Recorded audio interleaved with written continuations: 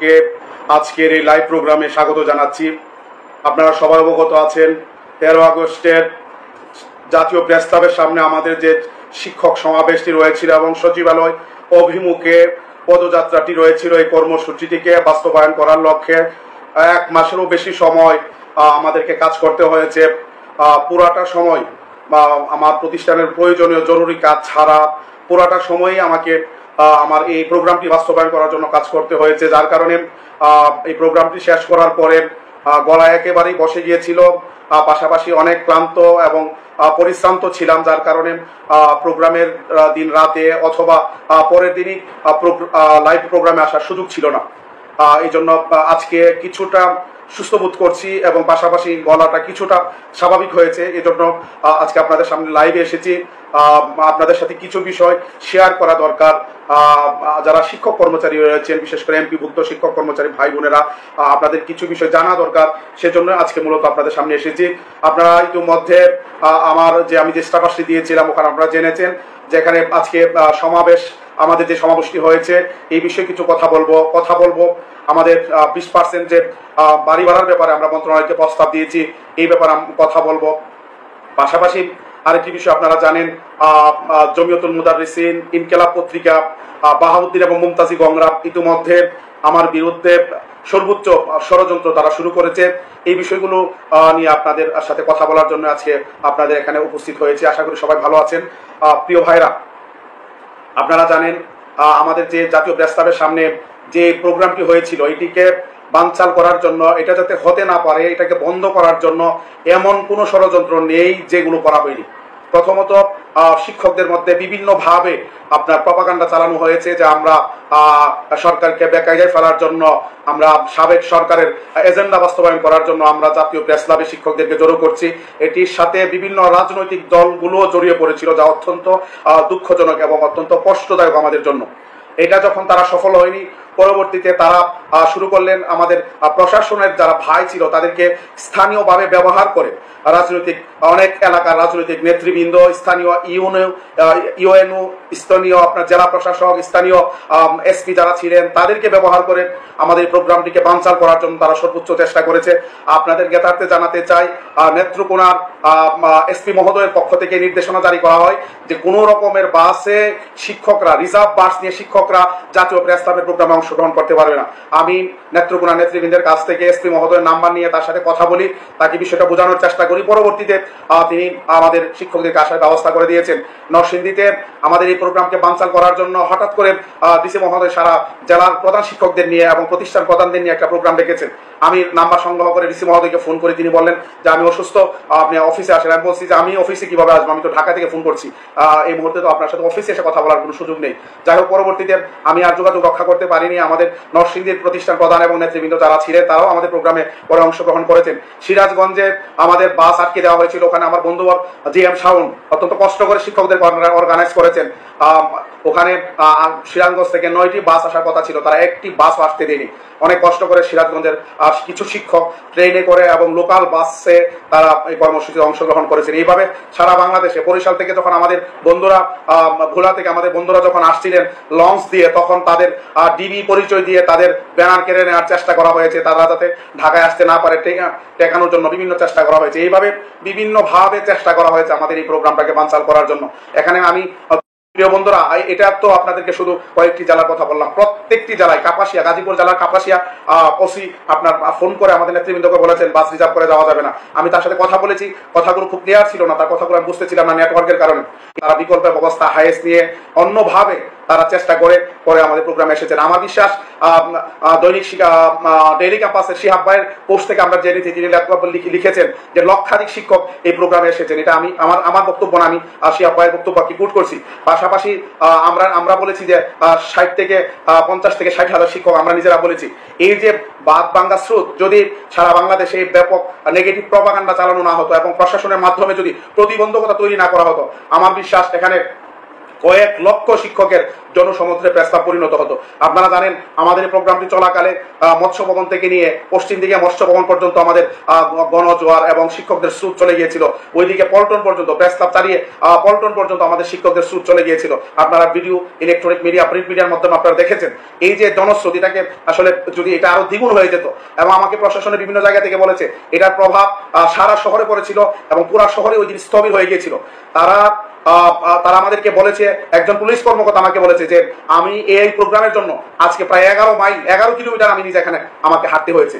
এই যে আমাদের শিক্ষকদের যে জনস্রোত প্রস্তাবে নেমেছিল, এটাকে বন্ধ করার জন্য অনেক পরিকল্পনা হয়েছে। আমাকে রাতে হঠাৎ করে আমাদের যিনি আহ্বায়ক অধ্যক্ষ মাইনুদ্দিন সাহেব আমাকে ফোন করে বললেন যে রমনা জোনের ডিসি মাসুদুর রহমান সাহেব তাকে ফোন করে জানিয়েছেন যে প্রোগ্রামটি প্রস্তাবে করা যাবে না। তিনি বলেছেন শহীদ মিনার প্রোগ্রাম করার জন্য। আপনারা ওইভাবে সাজিয়েছিলাম, প্রেস রিলিজ আমরা ওইভাবে দিয়েছি, বিভিন্ন মিডিয়াতে আমরা আবেদন ওইভাবে দিয়েছি, ডিএমপিতে আমরা ট্রাফিক রমনা জোনের যিনি ডিসি ছিলেন তাকে আমরা এইভাবে আবেদন দিয়েছি। হঠাৎ করে তিনি আমাকে বললেন মাইনুদ্দিন সাহেব যে এই প্রোগ্রামটা করা যাবে না। আমি বললাম আচ্ছা ঠিক আছে, আমি দেখতেছি। আমরা তখন ওখান থেকে এনসিপির কার্যালয়ে যাচ্ছিলাম, কারণ আপনারা জানেন এনসিপির একটি প্রতিনিধি দল আমাদের এখানে আসার কথা ছিল। আমরা তখন যাচ্ছিলাম, বাসের মধ্যে আমাকে রমনা জোনের ডিসি মাসুদ ভাই আমাকে ফোন করলেন যে আপনারা এখানে প্রোগ্রাম করতে পারবেন না, আপনারা শহীদ মিনার প্রোগ্রাম করেন, আমি সব ব্যবস্থা করে দেবো। আমি বললাম যে এটা তো কোনোভাবে সম্ভব না, কারণ আমরা ইতিমধ্যে সকল ব্যবস্থাপনা প্রেস ক্লাবকে কেন্দ্র করে করেছি, এটা বিভ্রান্তি তৈরি হবে। এমনি সারা দেশে আমাদের শিক্ষকদেরকে বাস আটকে দেওয়া হচ্ছে, এখন আপনি যদি ভেন্যু চেঞ্জ করতে আমাদেরকে বাধ্য করেন তাহলে আমরা এই প্রোগ্রামটাই করতে পারবো না। সেই জায়গা থেকে আমি তাকে বললাম যে আমি এনসিপি কার্যালয়ে যাচ্ছি, ওখান থেকে আপনারা এখানে আসবো, আপনার সাথে কথা বলবো, আপনি আমাদেরকে ব্যবস্থা করে দেন, আমরা আপনাকে সহযোগিতা। আমার নেতৃবৃন্দকে নিয়ে আমরা চলে গেলাম এনসিপি কার্যালয়ে, তাদের সাথে কথা বলে তাদের টিম আসার বিষয়টি আমরা পুনরায় নিশ্চিত করলাম 11টার সময়। ইতিমধ্যে ছড়িয়ে দিল কে বা কারা ফেসবুকে যে আমাদের প্রোগ্রামটা প্রেস ক্লাবে হবে না, এটা শহীদ মিনারে হবে। এটা ছিল অত্যন্ত দুঃখজনক। পরবর্তীতে আমরা একটি লাইভ প্রোগ্রামের মাধ্যমে নিশ্চিত করলাম যে না, আমাদের প্রোগ্রামটি প্রেস ক্লাবে হবে। ওখান থেকে আমরা গেলাম ডিসি রমনা মহোদয় অফিসে, মাসুদ ভাই এখানে, ওখানে গিয়ে ওনাকে পাইনি, আমরা ফোন করলাম, পরে উনি ফোন ব্যাক করলেন। ব্যাক করার পরে আমি তাকে বললাম যে আপনি আমাদেরকে সহযোগিতা করেন। যদি একবার আল্লাহ আমাকে কাছে টানো বারবার, তোমাকে ডাকি। সরি, আমার ফোন আসছিল আসলে, আপনারা এই মুহূর্তে একটু কল দিবেন না প্লিজ। আমি তো এটা তো ঘোষণা দিয়ে লাইভে আসছি, এখন ফোন দেওয়াটা তখন উচিত। যাই হোক, তো আমরা পরে ওখানে গেলাম, ওনাকে বললাম যে আপনি আমাদেরকে একটু সহযোগিতা করেন, আপনারা যেভাবে ডিরেকশন দিবেন আমরা সুশৃঙ্খলভাবে আমাদের প্রোগ্রামটা করবো, আমরা এখানে কোনো বিশৃঙ্খল পরিবেশ তৈরি করবো না, এটা আমি আপনাকে নিশ্চয়তা দিচ্ছি। পরবর্তীতে মাসুদ ভাই রাজি হলেন এবং তিনি আমাদেরকে বললেন ঠিক আছে আপনারা প্রোগ্রামটা করেন, তবে গাড়ি ঘোড়া যাতে বন্ধ না হয় বিষয়টা আপনারা খেয়াল রাখবেন। যার কারণে আমরা কিন্তু আপনারা দেখেছেন বারবার চেষ্টা করেছি আমাদের গাড়ি ঘোড়াগুলো যাতে সচল থাকে। এরপরও জনস্রোত এমন অবস্থা হয়েছে আসলে একটা সময় গিয়ে আসলে গাড়ি চলাচল বন্ধ হয়ে গিয়েছিল, যা আমাদের আসলে নিজেদের আমাদের যে ইয়ে ছিল, যে লক্ষ্য এবং উদ্দেশ্য ছিল বা আমাদের ক্ষমতার বাইরে ছিল, আসলে এটা নিয়ন্ত্রণের বাইরে চলে গিয়েছিল।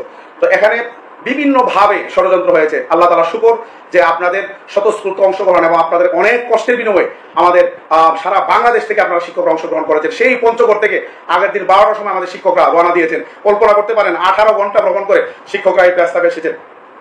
কক্সেস বাজার থেকে, রাঙ্গামাটি থেকে, আপনার খাগড়াছড়ি থেকে, সেই সিলেট, সুনামগঞ্জ, একেবারে সীমান্ত এলাকা থেকে বগুড়া, নীলফামারী, লালমনিরহাট, বাংলাদেশের এমন কোনো জেলা উপজেলা ছিল না যেখানে বাংলাদেশের আমাদের এমপিভুক্ত শিক্ষকরা অংশগ্রহণ করেনি। আপনাদের স্বতঃস্ফূর্ত অংশগ্রহণে বাংলাদেশের ইতিহাসে জাতীয় প্রস্তাবে সর্ববৃহৎ একটি শিক্ষক সমাবেশ হয়েছে। এই জন্য যারা অংশগ্রহণ করে এই সমাবেশকে আপনারা সফল করেছেন এবং সুশৃঙ্খল এবং অত্যন্ত নিরাপদভাবে এই প্রোগ্রামকে আপনারা সফল করতে সহযোগিতা করেছেন। এমপিভুক্ত শিক্ষা জাতীয়করণ প্রত্যাশী জোটের পক্ষ থেকে আপনাদের প্রতি আমরা কৃতজ্ঞতা প্রকাশ করছি। প্রিয় ভাইরা এবং আমার বোনেরা, আপনারা আমরা আজকের এই লাইভের মাধ্যমে যারা ইলেকট্রনিক এবং প্রিন্ট মিডিয়ায় যারা কাজ করেন এবং ইলেকট্রনিক এবং প্রিন্ট মিডিয়ার যারা সংবাদকর্মী প্লাস ইলেকট্রনিক এবং প্রিন্ট মিডিয়া কর্তৃপক্ষ, তাদেরকে ধন্যবাদ জানাতে চাই। কারণ ওই দিনের প্রোগ্রামটি বাংলাদেশের প্রত্যেকটি টিভি চ্যানেলে প্রচারিত হয়েছে। একবার না, ওনারা বারবার রিপোর্ট করেছেন, একাধিক রিপোর্ট তারা করেছেন এবং বাংলাদেশের প্রত্যেকটি প্রিন্ট মিডিয়ায় একেবারে প্রথম সারির কালের কণ্ঠ, বাংলাদেশ প্রতিদিন, আমার দেশ, যুগান্তর থেকে ধরে প্রথম আলো, জনকণ্ঠ, এমন কোন পত্রিকা বাদ নেই, নয়া দিগন্ত থেকে ধরে সকল পত্রিকায় অত্যন্ত গুরুত্ব দিয়ে আমাদের এই রিপোর্টটি তারা প্রকাশ করেছেন। আমি প্রায় 21টি সংগ্রহ করেছিলাম ওই দিন, পরে আরো কয়েকটি সংগ্রহ করেছি, প্রায় 25টি জাতীয় দৈনিক আমি সংগ্রহ করেছি, যেখানে অত্যন্ত গুরুত্ব দিয়ে আমাদের এই প্রোগ্রামটি প্রচার করা হয়েছে। আমাদের এই নিউজটি international news paper, news portal আপনার বিবিসিতেও চলে গিয়েছে, আপনারা দেখেছেন। আমরা যারা আমাদের এই প্রোগ্রামটিকে ব্যাপক প্রচার আপনারা করেছেন, জাতীয়করণ প্রত্যাশী জোটের প্রতি আমরা কৃতজ্ঞতা জানাই। আমরা বিভিন্ন গোয়েন্দা সংস্থা তারা আমাদের সাথে যোগাযোগ রক্ষা করেছেন এবং আমাদের এই প্রোগ্রামটি তারা ব্যাপকভাবে প্রসার করে এটি সুশৃঙ্খলভাবে হওয়ার জন্য তারা সহযোগিতা করেছেন। এই জন্য বিভিন্ন গোয়েন্দা সংস্থার প্রতি আমরা কৃতজ্ঞ। পাশাপাশি পুলিশ প্রশাসন তারা আমাদেরকে সহযোগিতা করেছেন, তাদের প্রতি আমরা কৃতজ্ঞ। আমি সমাবেশটি এটি বাংলাদেশের জন্য একটি মাইলফলক হয়ে থাকবে। এই সমাবেশটিতে আমরা শিক্ষকদেরকে জোর করে কোথাও থেকে আনতে হয়নি, স্বতঃস্ফূর্ত অংশগ্রহণ। বাংলাদেশের ইতিহাসে স্বতঃস্ফূর্তভাবে এত বড় অংশগ্রহণ কোথাও কোনোদিন হয়নি বলে আমাকে শিক্ষকরা জানিয়েছেন। বিভিন্ন সময় প্রোগ্রাম হয়েছে, এগুলোতে বিভিন্ন সমিতির মাধ্যমে জোর করে ফোর্স করে তাদেরকে আনা হয়েছে, কিন্তু আমাদের এটি ছিল একেবারেই স্বতঃস্ফূর্ত। আপনারা আন্তরিকভাবেই আপনারা এই প্রোগ্রামটিতে অংশগ্রহণ করেছেন, এই জন্য আপনাদের প্রতি জাতীয়করণ প্রত্যাশী জোট আপনাদের প্রতি আবারও কৃতজ্ঞতা প্রকাশ করছে। প্রিয় ভাইয়েরা, এই যে আপনার এই প্রোগ্রামের মাধ্যমে একটি নন পলিটিক্যাল যে ঐক্য তৈরি হয়েছে শিক্ষকদের মধ্যে, আমি আশা করি আমরা যদি এই ঐক্যটি আমরা ধরে রাখতে পারি, আগামী দিনে এই ঐক্যকে কাজে লাগিয়ে ইনশাল্লাহ বাংলাদেশের এমপি মুক্ত শিক্ষকদের যত বৈষম্য রয়েছে পর্যায়ক্রমে প্রত্যেকটি বৈষম্য আমরা ইনশাল্লাহ দূর করব, যদি আপনারা আমাদের পাশে থাকেন, আমাদেরকে সাহস যোগান, আমাদেরকে যদি সহযোগিতা করেন। আরেকটি বিষয় আপনাদেরকে জানাতে চাই, এই প্রোগ্রামটি করার জন্য যদি অন্যান্য সংগঠন হতো, আপনারা জানেন তারা বড় প্রোগ্রাম করার সময় প্রত্যেক জেলা থেকে উপজেলা থেকে তারা নির্ধারিত হারে তারা টাকা পয়সা উঠায় নেই, প্রতি উপজেলা থেকে 3,000 5,000 টাকা, জেলা থেকে এইভাবে টাকা উঠায়। আমি দায়িত্ব নিয়ে বলছি, আমরা এই প্রোগ্রামটি করতে গিয়ে কোনো জেলা উপজেলা কোনো শিক্ষকের কাছ থেকে আমরা একটি টাকাও তাদের কাছে চাইনি। আমরা যেই এই প্রোগ্রামটি সফল করতে যে অর্থ খরচ হয়েছে, খুবই কম টাকা খরচ হয়েছে, খুব বেশি আমাদের লাগেনি, একেবারেই অল্প টাকা দিয়ে নিজেদের পকেটের টাকা খরচ করে আমরা এই প্রোগ্রামটি করেছি। আমরা কারো কাছ থেকে কোনো টাকা চাইনি, কোনো টাকা নিইনি। এটা একটা বিরল দৃষ্টান্ত বাংলাদেশে, যে 60-70 হাজার শিক্ষক নিয়ে এত বড় একটা প্রোগ্রাম করা, যেখানে কারো কাছ থেকে কোনো টাকা পয়সা নেওয়া হয়নি। এটা অত্যন্ত একটা বিরল দৃষ্টান্ত। আমি বিশ্বাস করি আমাদের এই সততার কারণে আপনারা হয়তো আমাদের উপর আস্থা রেখেছেন, আগামী দিনে আপনারা আমাদের উপর আস্থা রাখবেন বলে বিশ্বাস রাখি। 20% ব্যাপারে আপনারা অনেকে প্রশ্ন করেছেন যে আপনারা 20% কেন চাইলেন। আপনারা জানেন আমাদের সকাল থেকেই আমাদেরকে কতক্ষণে মন্ত্রণালয়ে নিয়ে যাবে, পুলিশ প্রশাসন একবারে পাগল পারা ছিল যে আপনারা দ্রুত যান, কিন্তু আমরা চাচ্ছিলাম যে আমাদের যেহেতু এনসিপির নেতৃবৃন্দ আসার একটা শিডিউল ছিল, আমরা চাচ্ছিলাম যে ওনারা আসার পর আমরা যাবো, ওনাদেরকে অনুরোধ করলাম যে তারা আসার পর আমরা যাবো। আমরা এখান থেকে সম্ভবত 12টার দিকে আমরা মুভ করি, 12টা বা 12:15টার দিকে। আমরা যাওয়ার পরপরই মাননীয় শিক্ষা উপদেষ্টার নেতৃত্বে সচিব মহোদয় মাধ্যমিক এবং উচ্চ শিক্ষা এবং তার সাথে কয়েকজন অ্যাডিশনাল সেক্রেটারি, ডেপুটি সেক্রেটারি সহ একটা প্যানেল আমাদের সাথে আলোচনা বসলেন। প্রায় 1.5 ঘন্টা আমরা আপনাদের জন্য এই বিভিন্ন বিষয় নিয়ে আমরা তাদের সাথে আলোচনা করেছি, বিভিন্ন কথা আমরা তাদেরকে বলেছি। ওই দিন সংক্ষেপে হয়তো সবকিছু ব্রিফ করা আমাদের পক্ষে সম্ভব হয়নি। আপনারা জানেন এই সরকার ক্ষমতা আসার পরে 22 দিনের আন্দোলনের প্রেক্ষিতে তারা কিন্তু আমাদের শিক্ষকদের যে উৎসব ভাতা, এটা কিন্তু 25 থেকে 50 তারা উন্নীত করেছেন। এই জন্য আমরা সরকারকে ইতিমধ্যে ধন্যবাদ জানিয়েছি এবং ওই দিন আমরা মিটিংয়ে ফিজিক্যালি আমরা সরকারকে ধন্যবাদ জানিয়েছি, আজকেও আমরা ধন্যবাদ জানাচ্ছি। পরবর্তীতে আপনারা জানেন প্রণোদনার যে বিষয়টি ছিল সরকারিদের সাথে, অন্যান্য সময় প্রণোদনার ব্যাপারে আমাদেরকে 6 মাস ঘুরিয়েছে। আমাদের যে কোনো বিষয়ে যে কোনো প্রণোদনা অথবা অন্যান্য বিষয়গুলো দেওয়ার ক্ষেত্রে আমাদেরকে 6 মাস ঘুরিয়েছে, কিন্তু এই সরকার আপনারা লক্ষ্য করেছেন সরকারিদের প্রজ্ঞাপনের 3 দিনের মধ্যে তারা আমাদের প্রজ্ঞাপন দিয়েছে। ইতিমধ্যে জোড়ায়ের বেতনের সাথে আমরা কিন্তু প্রজ্ঞাপন আমাদের এমপিওতে এটা কিন্তু আমাদের চলে এসেছে, আলহামদুলিল্লাহ। এটা এই সরকারের কাছ থেকে আমরা পেয়েছি। ওই দিন যখন আমরা গেলাম, আমরা কিন্তু 10 তারিখের কার্টি বানা দিয়েছিলাম যে আমাদের বাড়ি ভাড়া, মেডিকেল ভাতা, শান্তি বিনোদন ভাতার ব্যাপারে 10 তারিখের মধ্যে, 10 আগস্টের মধ্যে সরকারকে কার্যকর উদ্যোগ নিয়ে আমরা বলেছিলাম। ওনারা বলেছেন একেবারে ক্লিয়ার বলেছেন যে আপনাদের এই আবেদনের প্রেক্ষিতে আমরা 7 তারিখে কিন্তু আপনাদের বাড়ি ভাড়া, মেডিকেল ভাতা এটাকে দ্বিগুণ করার জন্য এবং কর্মচারীদের উৎসব ভাতা এটাকে 50 থেকে 75 করার জন্য আমরা ডিউ লেটার কিন্তু আমরা অর্থ মন্ত্রণালয়কে পাঠিয়েছি। আমরা এই যে দেখেন, আমি নিউজ দেওয়ার আগ পর্যন্ত আপনারা কোনো সোশ্যাল মিডিয়ায় কোনো নেতা কিন্তু আপনাদেরকে নিউজ দিতে পারে নাই যে আপনাদের কর্মচারীদের উৎসব ভাতা 50 থেকে 75% করা হবে। এটা কিন্তু আমরাই প্রথম মিটিং এর মাধ্যমে আমাদেরকে জানানো হয়েছে এবং আমরাই নিউজটি দিয়েছি। আমাদের বাড়ি ভাড়া এবং মেডিকেল ভাতা এটাতে দ্বিগুণ করা হয়েছে, মেডিকেল 500 থেকে 1000, বাড়ি ভাড়া 1000 থেকে 2000 করা হয়েছে। সোশ্যাল মিডিয়ায় আপনারা অনেকে লিখেছেন বা টুকটাক আমরা দেখেছি, কিন্তু দায়িত্ব নিয়ে কেউ কিন্তু বলে নাই যে এটা ফাইনাল করা হয়েছে। আমরা সোশ্যাল মিডিয়ায় অনেক কিছু লেখে, এগুলোর কোনো আপনার ভ্যালু থাকে না। এই যে আমরা যে জিনিসটা নিয়ে এসেছি, সরকার আমাদেরকে বলেছে এটা কিন্তু অথেন্টিক, সরকার আমাদেরকে সরাসরি বলেছে যে আমরা এই কাজগুলো করেছি। কিন্তু ফেসবুকে আপনি একটা বিষয় আপনি লেখছেন, এটা হতেও পারে নাও হতে পারে, এটা সরকার বাস্তবায়ন করতে পারে নাও করতে পারে, এটার কোনো ছিল না। আমরা বলার আগ পর্যন্ত কোন শীর্ষস্থানীয় নেতা, সংগঠনের কোন শীর্ষস্থানীয় নেতা অথবা সরকারের কোন দায়িত্বশীল তারা কিন্তু আপনার এই বিষয়টা কিন্তু তারা ক্লিয়ার করেনি যে সরকার আমাদেরকে বাড়ি ভাড়া দ্বিগুণ করবে, মেডিকেল ভাতা দ্বিগুণ করবে। আমাদের এই সমাবেশের কারণে সরকার আমাদের সাথে বসে তারা কিন্তু দায়িত্ব নিয়ে আমাদের কাছে এই বিষয়গুলো তারা কিন্তু ডিসক্লোজ করেছে। এই জন্য আমাদের এই সরকারের কাছ থেকে আমরা ইতিমধ্যে যেগুলো অর্জন করেছি, 25% উৎসব ভাতাকে 50 এবং কর্মচারীদের যেটা হতে যাচ্ছে আপনার 75% 50 থেকে প্রণোদনা অলরেডি আমরা পেয়েছি, 2টা আমরা অলরেডি পেয়ে গেছি, প্রণোদনা এবং 50% উৎসব ভাতা। আর শিক্ষকদের কর্মচারীদের এটা প্রায় ফাইনাল, মেডিকেল ভাতা 500 থেকে 1000 প্রায় ফাইনাল এবং আমাদের বাড়ি ভাড়া 1000 থেকে 2000 ফাইনাল, যদিও আমরা বাড়ি ভাড়ার বিষয়টা মেনে নিই। এখন আপনারা বলেছেন কেন আপনি 20% বললেন। দেখেন একটা সরকারের সক্ষমতা আপনাকে চিন্তা করতে হবে। অর্থনৈতিক অবস্থা এটা টালমাটাল, আপনারা জানেন বিগত সরকার অর্থনীতিকে এমন এক জায়গায় রেখে গিয়েছিল, এখান থেকে তা মানে সরকার যে রাষ্ট্রকে স্মুথলি পরিচালনা করতে পারবে, এটা নিয়ে বাংলাদেশের মানুষের প্রায় 90% মানুষের সন্দেহ ছিল, কিন্তু তারা এই অর্থনীতিকে অনেক শক্তভাবে হ্যান্ডেল করেছে এবং স্মুথলি রাষ্ট্র কিন্তু তারা পরিচালনা করছে এবং আমাদের অর্থনীতি দিন দিন ডেভেলপ হচ্ছে। সেই জায়গা থেকে আমরা এই সুযোগগুলো পেয়েছি এবং বাকি সুযোগগুলো পেতে চাচ্ছি। আমি যদি বলি যে আজকে আমাকে জাতীয়করণ করে দেন, আজকে আমাকে শতভাগ আপনার আমাকে উৎস পাতা দিয়ে দেন, আজকে আপনি আমাকে সব কি বাড়ি আমাকে সরকারি নিয়মে দিয়ে দেন, এটা অনেক দাবি যখন আপনি করবেন তখন সরকারের পক্ষে কোনোটাই নেওয়া সম্ভব হবে না। আমাদের উদ্দেশ্য ছিল আমরা যেটা চাইবো যাতে আমরা এটা বের করে নিয়ে আসতে পারি। এই জন্য আসলে আমরা চেয়েছি বাড়ি ভাড়া। আপনি চিন্তা করতে পারেন বাড়ি ভাড়া যদি আপনার পূর্ণাঙ্গ হয় তাহলে আজকে 6 লক্ষ শিক্ষক কর্মচারী, তারা আজকে যে শিক্ষক কর্মচারীরা যে বেতন মাসে পায়, যদি বাড়ি ভাড়া পুরাটা সরকার দিতে চায় তাহলে এর অর্ধেক বরাদ্দ সরকারকে দিতে হবে। আপনারা বলেন আসলে এটা কি কোনো সরকারের পক্ষে সম্ভব কিনা?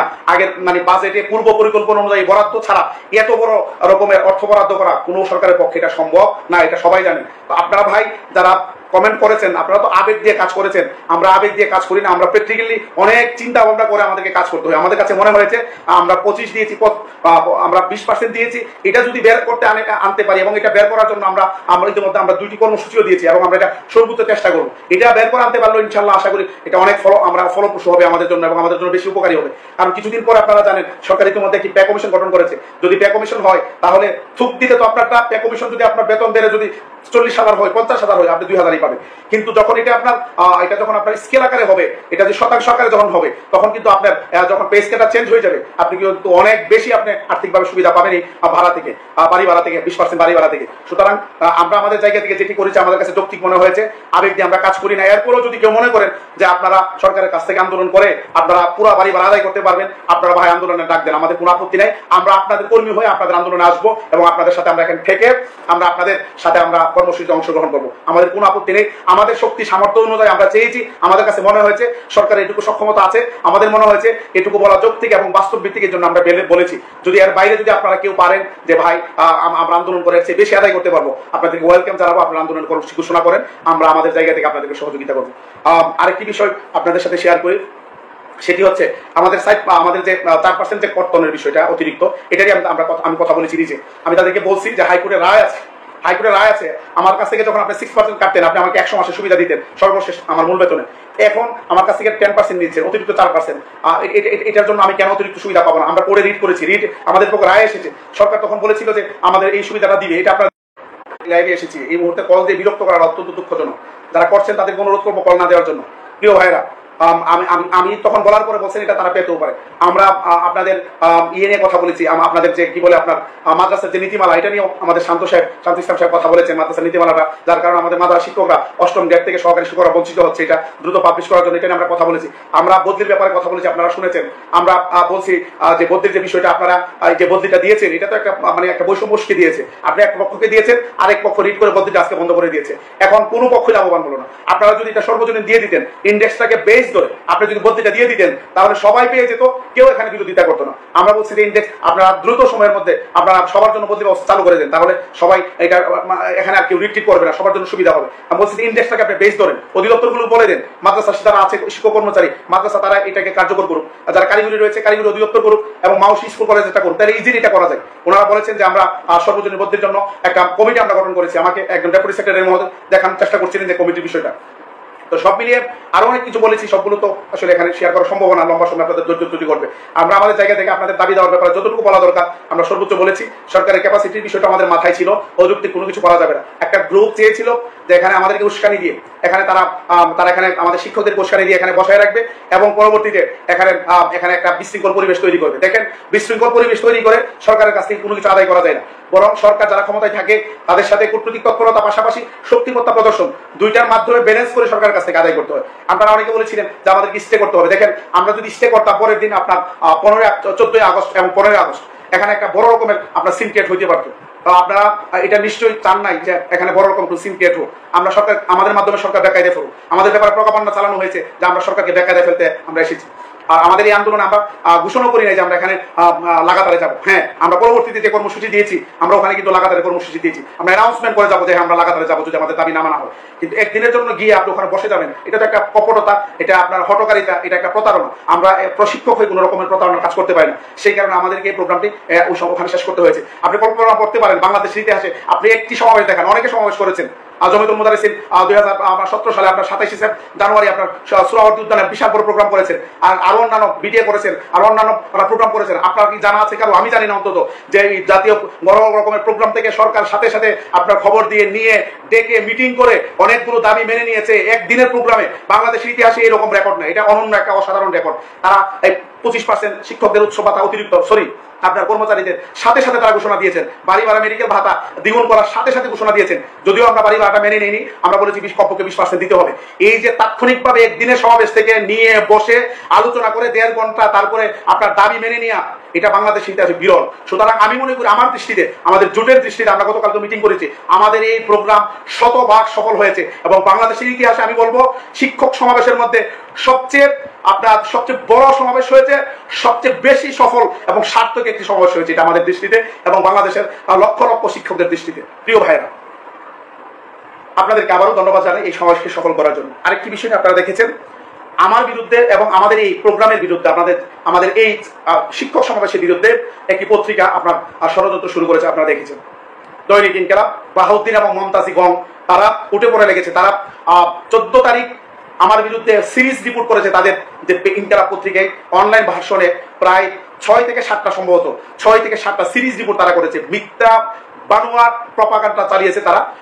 পরবর্তীতে আপনার গতকালকে তারা ওগুলোকে সামারি করে একটি আপনার রিপোর্ট করেছে। রিপোর্টের হেডলাইন, অর্থাৎ ইনকিলাবের হেডলাইন ছিল গতকালকে আমাদের আন্দোলন, এবং আমি আপনারা হয়তো অনেকে লক্ষ্য করেছেন, ইনকিলাবের হেডলাইন ছিল এই যে ষড়যন্ত্র, এই ষড়যন্ত্রের ব্যাপারে আপনাদের কয়েকটি কথা বলা দরকার, আপনাদের বিষয়টি ক্লিয়ার হওয়া দরকার। পাশাপাশি তারা কেন ষড়যন্ত্র করছে এই বিষয়টা আপনাদের জানা দরকার। এক নম্বর হচ্ছে একটি ভিডিও আপনাদের ভাইরাল হয়েছে, আপনারা দেখেছেন, যে আমি দোয়া করছিলাম এবং আমাদের ফোরামে, বাংলাদেশ বেসরকারি শিক্ষক কর্মচারী ফোরামের বর্তমান যিনি মহাসচিব জনাব রফিকুল ইসলাম, প্রতিষ্ঠাতা অধ্যক্ষ দেলোয়ার হোসেন মিয়া এবং প্রতিষ্ঠাতা মহাসচিব জনাব আব্দুল খালেক সহ আপনার অনেক নেতৃবৃন্দ এখানে ছিলেন। ঘটনাটা যেভাবে সূত্রপাত, আমি 17 সাল থেকে শিক্ষক আন্দোলন করি, এর আগে শিক্ষক আন্দোলন করার সুযোগ হয়নি। 2005 সালে 6 সালে বা 7 সালে আল্লামা দেলোয়ার হোসেন সাইদি সাহেবের নেতৃত্বে মাদ্রাসা কামিলকে আপনার মাস্টার্সের মান দেওয়ার ব্যাপারে, ফাজিল কামিলকে আপনার ডিগ্রি এবং মাস্টার্সের মান দেওয়ার ব্যাপারে একটি প্রোগ্রাম হয়েছিল ঢাকাতে। এই প্রোগ্রামটিতে প্রথম আমি শিক্ষক আন্দোলনে আপনার যোগদান করি, এরপরে ঢাকাতে আর কোনো প্রোগ্রামে যোগদান করার সুযোগ হয়নি। 17 সাল থেকে মূলত আসলে বাংলাদেশ বেসরকারি শিক্ষক কর্মচারী ফোরাম এর মাধ্যমে মূলত আমার পথ চলা। তো যখন এই ফোরাম গঠিত হয়, প্রথম দিন যেদিন আপনার কুর্মিটোলা স্কুলে আপনার প্রোগ্রাম হয়, ওই দিনে আমি ওখানে অংশগ্রহণ করেছিলাম এবং বক্তব্য দিয়েছিলাম, ওখান থেকে পথ চলা।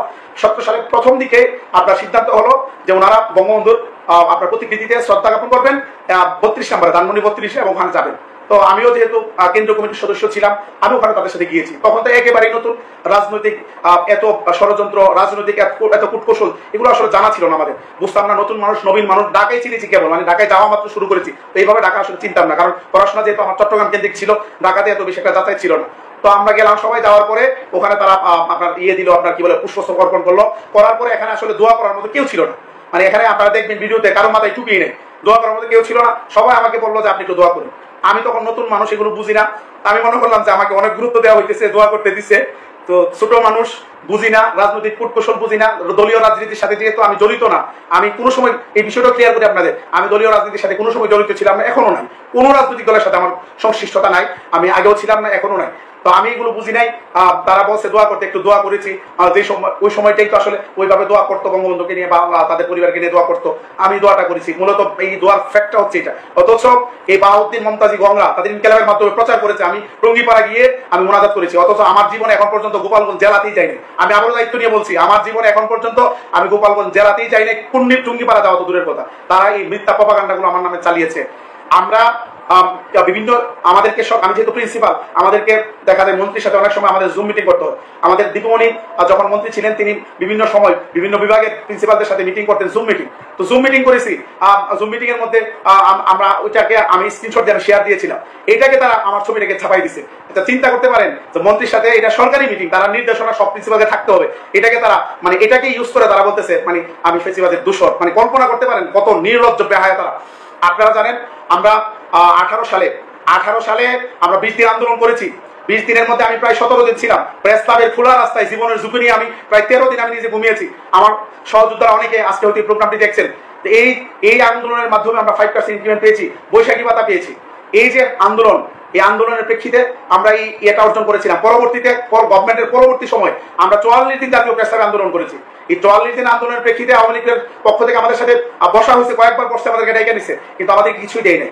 আমরা কত চেষ্টা করেছি যে মন্ত্রী সহ মানে একটু সাক্ষাৎ নেওয়ার জন্য, নওয়াব সাহেবের একটু সাক্ষাৎ নেওয়ার জন্য, দীপমণি একটু সাক্ষাৎ নেওয়ার জন্য, কিন্তু আপনারা জানেন আমাদের ফোরামের যুগ্ম মহাসচিব জনাব রবিউল ইসলাম, তারা একটা গ্রুপ কয়েকদিন গিয়ে মন্ত্রীর বাসার সামনে গিয়ে বসে রয়েছে তার সাথে সাক্ষাৎ করার জন্য, সাক্ষাৎ করতে দেই নাই। অথচ আপনারা, আমি যে কয়টা ভিডিও শেয়ার করেছি আজকে কালকের মধ্যে, আপনারা দেখেছেন জামাতের বাহাউদ্দিন সাহেব এবং মুমতাজি সাহেবের বক্তব্য, তারা বলেছেন যে তারা প্রধানমন্ত্রীর সাথে তাদের কত ঘনিষ্ঠ সম্পর্ক, তারা একাধিকবার প্রধানমন্ত্রীর সাথে তারা দেখা করেছেন এবং তাদের যে মহাসমাবেশটি হয়েছিল এই মহাসমাবেশের খবর প্রধানমন্ত্রী স্বয়ং নিজে রেখেছেন, এটা বাহাউদ্দিন সাহেব তার বক্তব্যে বলেছেন। আপনি চিন্তা করতে পারেন, আমরা 44 দিন আন্দোলন করি জাতীয় প্রেস ক্লাবের সামনে, আমরা আমাদের শিক্ষক নেতারা গিয়ে তার বাসার সামনে বসে থাকে, একটা বারের জন্য 1 মিনিট সে কথা বলে না, আমাদেরকে তারা বলে দূষর। আর তারা প্রধানমন্ত্রীর সাথে বারবার দেখা করে, তাদেরকে দূষর, তারা নিজেরা দূষণ না, তারা দূষর হয় না, আমরা দূষর হয়ে যাই। কত রকমের বড় রকমের নেফাকি চরিত্র যদি থাকে, এই জাতীয় বিভ্রান্তিকর কথা মানুষের মধ্যে তারা ছড়াতে পারে। আপনারা দেখেছেন যে তারা তাদের উপদেষ্টা বানিয়েছিল সাবেক মুক্তিযোদ্ধা বিষয়ক মন্ত্রী আকু মোজাম্মেল হককে, আপনারা দেখেছেন মুমতাজি সহ তারা তার সাথে সাক্ষাৎ করেছেন, তাদের পত্রিকা রিপোর্ট করেছে, আমি এটা শেয়ার করেছি। তারা আপনার তাদের যে প্রোগ্রামটি হয়েছিল আপনার গাউসুল আজমে আপনার নুরুল ইসলাম নাহিদকে নিয়ে তারা প্রোগ্রাম করেছেন, আমি নিজে ওই প্রোগ্রামে ছিলাম, তখন ফোরাম গঠিত হয়নি। তারা প্রেস ক্লাবের আমরা যখন 18 সালে প্রোগ্রাম করছিলাম, আমাদের বুকের উপর মারিয়ে তারা সুরাবর্তী উদ্যানে তারা প্রোগ্রাম করেছিল। 27 জানুয়ারি 2018 সালে তারা আমাদের বুকের উপর মারিয়ে তারা প্রোগ্রাম করেছিল। সেই প্রোগ্রামে অতিথি ছিল কে? নুরুল ইসলাম নাহিদ, সাবেক শিক্ষামন্ত্রী। ওই প্রোগ্রামে আপনার উপস্থিত ছিল স্বরাষ্ট্রমন্ত্রী আসাদুজ্জামান খান কামাল, ওই প্রোগ্রামে ছিল প্রধানমন্ত্রীর আপনার উপদেষ্টা সালমান এফ রহমান। তারা ফেসিস্ট হয় না, আর আমরা কারোর সাথে সাক্ষাৎ করতে পারি না, কোনো মন্ত্রীর সাথে, একটা মন্ত্রীর সাথে সাক্ষাৎ করতে পারি না, আমাদেরকে তারা ফেসিস্ট বানানোর জন্য চেষ্টা করে। প্রিয় ভাইরা, শুধু তাই নয়, তারা এই নওফেলের সাথে একাধিকবার সাক্ষাৎ করেছে এবং দীপমণির সাথে একাধিকবার সাক্ষাৎ করেছে। সেই ছবি আমার কাছে আছে, আমি এগুলো পোস্ট করবো। 23 সালের 15 আগস্ট তারা ইনকালাব পত্রিকায় যে সম্পাদকীয়কে লিখেছে, আমি এটা শেয়ার করেছি, আপনারা পড়ে নেবেন। তারা কত বড় দূষর ছিল আপনারা চিন্তা করতে পারবেন না। বরং এই 17 বছরের গুম খুমের অন্যতম সহযোগী হচ্ছে মুমতাজি বাহাউদ্দিন গঙ্গা এবং ইনকালাব পত্রিকা। আমরা সরকারের কাছে দাবি জানাচ্ছি, এগুলো তদন্ত করে তাদেরকে আইনের মুখোমুখি করুন। তাদের কারণেই এই সরকার ফেসিবাদ হতে সক্ষম হয়েছে। সুতরাং তাদেরকে আইনের আওতায় আনার জন্য বাংলাদেশের 6 লক্ষ শিক্ষক পরিবারের পক্ষ থেকে এই লাইভের প্রোগ্রামের মাধ্যমে সরকারের কাছে বিনীত আহ্বান জানাচ্ছি। প্রিয় ভাইরা, এই ফেসিবাদী লোকগুলো, মুমতাজি সে নিজে বক্তব্যের মধ্যে বলেছে যে যখন আওয়ামী লীগ ক্ষমতায় থাকে তখন তাদের জমিয়ত নাকি নিরাপদ থাকে। এখন এই মানুষগুলো এখন আবার বিএনপির গাড়ে শহর হওয়ার জন্য তারা এখন উঠে পড়ে লেগেছে। আমরা বিএনপির হাইকমান্ডকে দৃষ্টি আকর্ষণ করবো, নিশ্চয়ই বিএনপির কেউ না কেউ ভিডিওটি দেখবেন, আপনারা তাদের অতীত রেকর্ড আপনারা যাচাই করে আপনারা তাদের সাথে তাদেরকে কাছে টানুন। না হলে বাংলাদেশের 6 লাখ শিক্ষক কর্মচারী কিন্তু তাদের এই ফেসিবাদের সাথে দহরম মহরম সম্পর্ক এটা কিন্তু মেনে নিবে না। কারণ ওই দিন এখানে এসেছে 50-60 হাজার শিক্ষক, সারা বাংলাদেশের লক্ষ লক্ষ শিক্ষক এখন জাতীয় প্রত্যাশী জোটকে হৃদয় থেকে তারা ভালোবাসে। সুতরাং এই 6 লক্ষ শিক্ষক পরিবার, তাদের সাথে কোটি কোটি ভোটারের সম্পর্ক। আপনারা যদি ফেসিবাদের দূষর বাহাউদ্দিন এবং আপনার মুমতাজি গংকে যদি আপনারা কাছে টেনে নেন, ইনকালাবকে যদি আপনারা প্রশ্রয় দেন, তাহলে আপনারা কিন্তু এই কোটি কোটি ভোটার থেকে আপনারা বঞ্চিত হবেন। এটা আপনারা নিশ্চিতভাবে জেনে রাখুন। কারণ বাংলাদেশের শিক্ষক আন্দোলনের প্রেক্ষাপট 13 আগস্ট কিন্তু আপনার চেঞ্জ করে দিয়েছে। এখানে কিন্তু আর আগের মতো কাউকে এখন দমিয়ে রাখা যাবে না। নেতৃত্বকে এখন নতুন নেতৃত্ব গড়ে উঠবে। আমরা একটি প্ল্যাটফর্ম তৈরি করেছি, এই প্ল্যাটফর্মের মাধ্যমে নতুন নেতৃত্ব, অরাজনৈতিক নেতৃত্ব আগামী দিনে বাংলাদেশকে ইনশাআল্লাহ বাংলাদেশের এমপিভুক্ত শিক্ষকদেরকে সকল বৈষম্য থেকে মুক্ত করবে। আমরা বিএনপির প্রতি অনুরোধ করব, তাদের রেকর্ড যাচাই করেন। আপনারা বাহাউদ্দিন গঙের, আপনার বাহাউদ্দিন সাহেব সে কিন্তু আওয়ামী লীগের প্রেসিডেন্ট জিল্লুর রহমানের মেয়ের জামাতা এবং আইবি রহমানের মেয়ের জামাতা, এবং নাজমুল হাসান পাপন যিনি আপনার মন্ত্রী ছিলেন, ক্রীড়া প্রতিমন্ত্রী ছিলেন, তার কিন্তু বোন জামাই। সুতরাং তার ব্যাপারে আপনারা অবশ্যই খোঁজখবর নেবেন, নিয়ে আপনারা মাখামাখি করবেন। না হলে বাংলাদেশের 6 লক্ষাধিক শিক্ষক পরিবার কিন্তু আগামী নির্বাচনে নির্বাচনে এই বিষয়গুলো মাথায় নিয়ে কিন্তু ভোট দিবে, আপনারা মনে রাখবেন বিষয়টি। প্রিয় ভাইরা, আমরা প্রতিবাদ অব্যাহত রেখেছি এবং ইনকিলাবের ব্যাপার আমাদের কিছু প্রোগ্রাম মতো আসতে পারে, আমরা এটা পরবর্তীতে আপনাদের সাথে আলোচনা করে জানাবো। আপনাদেরকে বলবো ইনকিলাবের ব্যাপারে আপনারা প্রতিবাদ অব্যাহত রাখুন। ইনকিলাব আমাদের তাদের রিপোর্টে আপনারা ওখানে দেখবেন, তাদের রিপোর্টে তারা লিখেছে যে আমাদেরকে সরকার এক অল্প সময়ের মধ্যে মিটিং এর মানে অল্প সময়ের এই প্রোগ্রামে আমাদেরকে কেন ডেকে নিয়ে গেল, শিক্ষকদের দাবি দেওয়া মেনে নিল, এটা তারা সহ্য করতে পারে না। উপেন তারা ওই পত্রিকার মধ্যে লিখেছে, আপনারা দেখবেন। তারা বলেছেন এটা নাকি নির্বাচনকে বানচাল করার জন্য এটা ষড়যন্ত্র, সরকারকে বেকায়দায় ফেলা ষড়যন্ত্র। আমরা আজকে এই লাইভের মাধ্যমে ইনকিলাবের এই মিথ্যাচারের তীব্র নিন্দা এবং যারা মাদ্রাসায় আপনারা শিক্ষক রয়েছেন, ইনকিলাব পত্রিকা পড়েন, মাদ্রাসায় ইনকিলাব পত্রিকা রাখেন, আপনাদেরকে জাতীয় গণপ্রত্যাশী জোটের পক্ষ থেকে বলবো, যেই পত্রিকা আপনার বিপক্ষে অবস্থান নেই, আপনার অধিকারের বিপক্ষে অবস্থান নেই, আপনার অধিকার আদায়ের আন্দোলনকে এটাকে আপনার নির্বাচন বানচালের আন্দোলনে রূপান্তর করার চেষ্টা করে, এটাকে সরকারকে বেকায়দায় ফেলার আন্দোলনে রূপান্তর করার চেষ্টা করে, আপনি নিশ্চয়ই এই পত্রিকা রাখবেন না। আপনারা আপনাদের জায়গা থেকে এই পত্রিকাগুলো বন্ধ করার চেষ্টা করেন। কিছু কিছু অধ্যক্ষ হয়তো আছে যারা বিক্রি হয়ে গেছে জমিয়তের কাছে, তারা ইনকিলাব রাখতে চাইবে। আমি অন্যান্য শিক্ষক থেকে বলবো সবাই ঐক্যবদ্ধ হয়ে ওই প্রিন্সিপালকে বাধ্য করবেন সে যাতে তার মাদ্রাসায় ইনকিলাব পত্রিকা না রাখতে পারে। এরপরে যদি আপনারা না পারেন আমার সাথে যোগাযোগ করবেন, আমরা আমাদের জায়গা থেকে সর্বোচ্চ চেষ্টা করবো তাদের ব্যাপারে ব্যবস্থা নেওয়ার জন্য। প্রিয় ভাইয়েরা, অনেক লম্বা লাইভ হয়ে গেছে, আমাদের সামনে কর্মসূচি রয়েছে, আপনারা জানেন। এই ব্যাপারে একটি কথা বলতে চাই, আগামী দিনে আমাদের একটি কর্মসূচি রয়েছে। আমরা যদি সরকার আমরা এই সপ্তাহের মধ্যে আমাদের বাড়ি ভাড়ার হিসাবটা ইনশাল্লাহ দেওয়ার চেষ্টা করবো। আমরা গতকালকে রাতে জোটের মিটিংয়ে সিদ্ধান্ত নিয়েছি এবং আরেকটি সিদ্ধান্ত নিয়েছি আমাদের কর্মচারী ভাইদের প্রতি খেয়াল রেখে এবং তাদের স্কেল কম তাদের প্রতি খেয়াল রেখে, কারণ তারা যদি আপনার শতাংশ হারে হয় তাদের জন্য হয়তো এটা কম হয়ে যাবে। যদি পুরাটা সরকার দিয়ে দিত তাহলে সমস্যা ছিল না, কিন্তু সরকার যেহেতু আমরা অর্ধেক চেয়েছি 20% এবং এটা যদি আদায় করতে পারি তাদের জন্য হয়তো একটু ক্ষতি হয়ে যাবে। এই জন্য আমরা বলেছি যাদের স্কেল যাই হোক অন্তত কমপক্ষে বাড়ি ভাড়া 3000 টাকা দিতে হবে, এটা আমরা আমাদের প্রস্তাবনায় দেবো। সুতরাং কর্মচারী ভাইয়ের আপনারা হতাশ হবেন না। আপনারা ভুল বুঝে আপনারা আমাদের সাথে অনেক সময় গালাগালি করেন, আপনারা উচ্চপাতার সময় গালাগালি করেছেন, কিন্তু আপনাদের এই 75% উচ্চপাতার সংবাদ কিন্তু আমরাই নিয়ে এসেছি মন্ত্রণালয় থেকে। ভাইরা, আমাদের আবেদনের প্রেক্ষিতে আমরা লিখিত আবেদন দিয়েছিলাম আপনাদের পক্ষে, আপনারা এটা জানেন। আমাদের আবেদনের প্রেক্ষিতে কিন্তু এটা হয়েছে এবং আগামী দিনে বাড়ি ভাড়া যে বৈষম্য আপনাদের যাতে ন্যূনতম 3000 টাকা দেওয়া হয় আমরা আমাদের জায়গা থেকে সর্বোচ্চ চেষ্টা করবো। সুতরাং আপনারা আমাদেরকে গালি না দিয়ে, অন্যের ফাঁদে পা না দিয়ে আপনারা বরং আমাদেরকে সহযোগিতা করেন, আমাদেরকে উৎসাহ দেন, আমরা যাতে আপনাদের জন্য কাজ করতে পারি। আমরা কারো কাছ থেকে 1 টাকা কামানোর ধান্দাও নাই, আপনাদেরকে বিক্রি করে কারো কাছ সরকারের কাছ থেকে 5 টাকা নেওয়ার 5 পয়সা নেওয়ার কোনো ধান্দাও নাই। অনেস্টলি আপনাদের জন্য কাজ করি, বৈষম্য থেকে মুক্ত করার জন্য নিজেকে এবং আপনাদেরকে। শুধু বিনিময় চাই আপনাদের দোয়া, আপনারা যদি দোয়া করেন আমাদের জন্য, এটাই আমাদের জন্য যথেষ্ট। সুতরাং আমাদেরকে ভুল বুঝবেন না এবং অন্যরা যদি আপনাদেরকে লেলিয়ে দেয় আপনারা আমাদের বিপক্ষে যাবেন না। আপনাদের প্রতি আমাদের অনুরোধ রইল, আপনারা আপনাদের বিবেক দিয়ে চিন্তা করেন সত্যিকার অর্থে আপনাদের জন্য কারা কাজ করে। আমাদের কর্মসূচি রয়েছে, আমরা এই সপ্তাহের মধ্যে যেহেতু আমরা আমাদের জমা দিব, আমরা চেষ্টা করবো যে যত দ্রুত সম্ভব আমরা যাতে এটা বের করে নিয়ে আসতে পারি। একটা খুশির খবর হচ্ছে কি জানেন, উপদেষ্টা মহোদয় নিজে বলেছেন যে দ্রুত আপনারা হিসাবটা দিবেন, অর্থাৎ উনি চান আমরা আমাদের দাবিটা যাতে ওনার সময় যাতে উনি বাস্তবায়ন করে দিয়ে যেতে পারেন। এটা অত্যন্ত একটা আনন্দের বিষয় যে উনি নিজে বলেছেন যে আপনারা দ্রুত আমাদের হিসাবটা দিবেন, এটা তিনি বলেছেন। অনেকে বলছেন যে ভাই হিসাব কেন আপনাদেরকে দিতে হবে? আরে ভাই, হিসাব কেন দিতে হবে? এর 2টা কারণ হইতে পারে। একটা কারণ হয়তো এটা হয়তো সময় ক্ষেপণ হইতে পারে, আবার এটাও হইতে পারে সরকার চাচ্ছে আমাদের আবেদনটাকে সরকারের কাছে উচ্চ মহলে প্লেস করার জন্য, যে এত বড় আন্দোলন হয়েছে ওখান থেকে নেতৃবৃন্দ এই আবেদনটা দিয়েছে তাদেরকে দেওয়ার জন্য, অর্থাৎ তারা দায়ী নিতে চায় না, তারা আমাদের বিষয়টাকে সরকারের কাছে প্লেস করতে চায়। এটাও হইতে পারে, আমরা জানি না। এটা হিসাব সহজ, আমরা ইনশাল্লাহ এই সপ্তাহের মধ্যে বের করে ফেলবো, বের করে আমরা জমা দিব এবং আমরা এটার জন্য লেগে থাকবো। যেমন ভাবে লেগেছিলাম উচ্চপাতার ব্যাপারে, আমরা এটার জন্য লেগে থাকবো ইনশাল্লাহ এবং চেষ্টা করবো এই সরকারের আমলেই যাতে আমরা যে কোনো মূল্যে আমাদের এই দাবিটা আদায় করে নিতে পারি, প্রজ্ঞাপন জারি করতে পারি। প্রিয় ভাইরা, আমাদের 2টি কর্মসূচি রয়েছে। একটি রয়েছে আমরা 1 মাস স্পেস দিয়েছি সরকারকে, আগামী 14 অক্টোবর, 13 সেপ্টেম্বরের মধ্যে যদি আমাদের প্রজ্ঞাপন না হয় বা কার্যকর কোনো উদ্যোগ গ্রহণ না করে 14 অক্টোবর সারা বাংলাদেশে সকল এমপিভুক্ত শিক্ষা প্রতিষ্ঠানে অর্ধ দিবস কর্মবিরতি পালিত হবে এবং 15 এবং 16 অক্টোবর সারা বাংলাদেশের সকল এমপিভুক্ত স্কুল, মাদ্রাসা, কারিগরি শিক্ষা প্রতিষ্ঠানে পূর্ণ দিবস কর্মবিরতি পালিত হবে। আপনারা এখন থেকেই এই কর্মসূচির ব্যাপারে আপনারা জনমত গঠন করা শুরু করুন, সোশ্যাল মিডিয়ায় লেখালেখি শুরু করুন, অন্যান্য শিক্ষকদের সাথে কথা বলা শুরু করুন, আপনাদের কর্মচারীদের সাথে কথা বলুন, আমাদের যারা স্টেক হোল্ডার আছে অভিভাবকদেরকে বোঝান। আমরা এই কর্মসূচিটা বাংলাদেশের ইতিহাসে সবচেয়ে সফল একটি কর্মবিরতির কর্মসূচি হিসেবে আমরা সফল করব। আপনারা সবাই এই কর্মসূচির জন্য আপনারা প্রচেষ্টা চালান। এরপরেও যদি সরকারের টনক না নড়ে আমরা 12 সেপ্টেম্বর থেকে ঘোষণা দিয়ে দাবি আদায় না হওয়া পর্যন্ত জাতীয় প্রেস ক্লাবে আমরা অবস্থান নিব। যতক্ষণ দাবি না হবে ততক্ষণ পর্যন্ত আমাদের কর্মসূচি চলবে ইনশাল্লাহ।